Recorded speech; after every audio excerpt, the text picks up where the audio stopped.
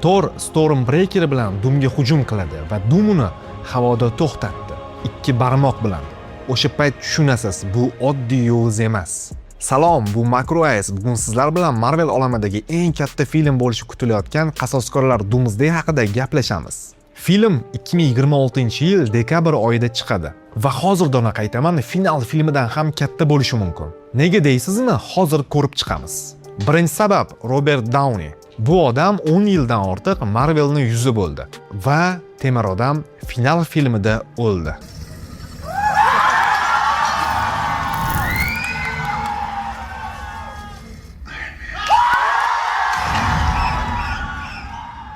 Hamma kinoteatrda shok bo'lgandi. Keyin esa Marvel chiqib bitta gap aytdi. U qaytadi. Lekin temir odam bo'lib emas, Doktor Doom bo'lib. Asosiy anti-qahramon, metal niqob, sovuq ovoz, latveriyalik hukmdor va eng xavflisi u multi-olam ustidan nazorat qilmoqchi. Tasavvur qilyapsizmi? Robert Downey endi yovuz rolda. Ikkinchi sabab va balki eng kattasi, X-Men va nihoyat MCUga kirdi. Rasman. Patrick Stewart Professor X sifatida qaytdi. Uni oxirgi marta 2023-yilda ko'rgandik.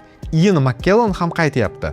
Magneto rolida. 80 yoshda bo'lsa ham hali ham aura bor. Va endi tasavvur qiling, Qasoskorlar va X-Men bitta filmda. Bu nimani anglatadi? 20 yillik Foxning X-Men filmlari va MCU endi bitta hikoyada. Marvel uchun bu tarixiy lahza. Lekin eng qiziq joyi, ular boshida bir jamoa bo'lmaydi. Qasoskorlar va X-Men bir-biriga qarshi urushadi. Sababi esa incursion. Bu so'zni Doctor Strange 2 filmida birinchi marta eshitgandik. Qasoskorlar o'z koinotini saqlamoqchi, X-Menlar ham o'zinikini. Shuning uchun ular to'qnashadi. Trailerdagi janglar esa umuman boshqa level. Yelena Belova Mysticga qarshi, lekin muammo nima? Mystic xohlagan odamiga aylana oladi. Bir payt qarasangiz Yelena o'zi bilan urushyapti, keyin esa Shang-Chi Gambitga qarshi, Gambit kartalarini energiya bilan portlatib o'tadi, Shang-Chi esa uzuklari bilan ularni qaytaradi. Eng epik moment. Thor Stormbreaker bilan Doom tomon yuguradi va Doom uni ikki barmoq bilan to'xtatdi. Thor qanday kuchga egaligini hammamiz bilamiz, lekin Doom uni oddiy pashshadek ushlab oldi. Bu endi Thanos leveli emas, bu umuman boshqa daraja. Endi asosiy savol, nega bu film final filmidan ham katta bo'lishi mumkin? Chunki finalda faqatgina MCU muammolari bor edi. Qasoskorlar galaktika qo'riqchilari, Wakanda, Doctor Strange hammasi bitta koinotdan. Doomsdayda esa butun Marvel multiolami birlashyapti.